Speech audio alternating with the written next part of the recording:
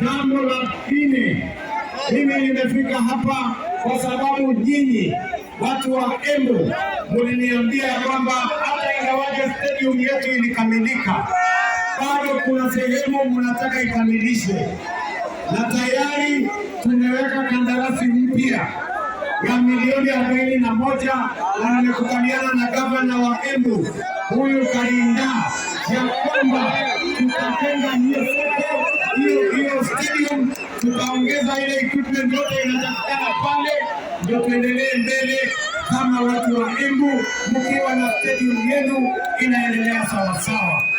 Tumekubaliana Embu, tumekubaliana Embu. Jambo ya tatu ambayo tumekubaliana na nyinyi, tulimaliza programu ya maji hapa, lakini kuna last mile imebaki.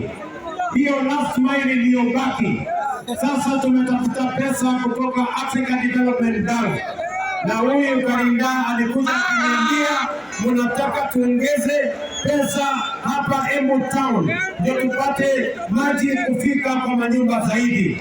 Huyu Karinda mlimtuma ama hamkumtuma? Mlimtuma.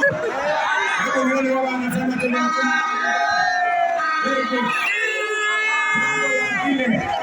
Mimi nataka niwaeleze watu wa Embu. Tumekubaliana Embu? Tumekubaliana? Sisi tunataka tukubaliane ya kwamba tunatembea sambamba pamoja.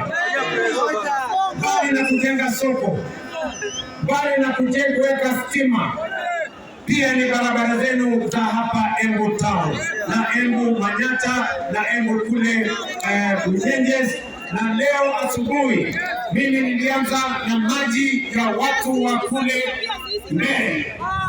Pale tumeanzisha maji na tumeweka milioni 800 ya kuzungusha maji Mbele mzima. Na barabara hiyo inasonga ikisonga. Mbunge wa Mbele Bwana Muriuki ambaye ni mtu wa bidii yuko hapa, alikuja kwangu na kukubaliana ile matatizo ya maji ya Mbele ya karibu miaka 50 serikali hii itatatua, kwa sababu tuko na mpango na tumeweka plani ya sawasawa.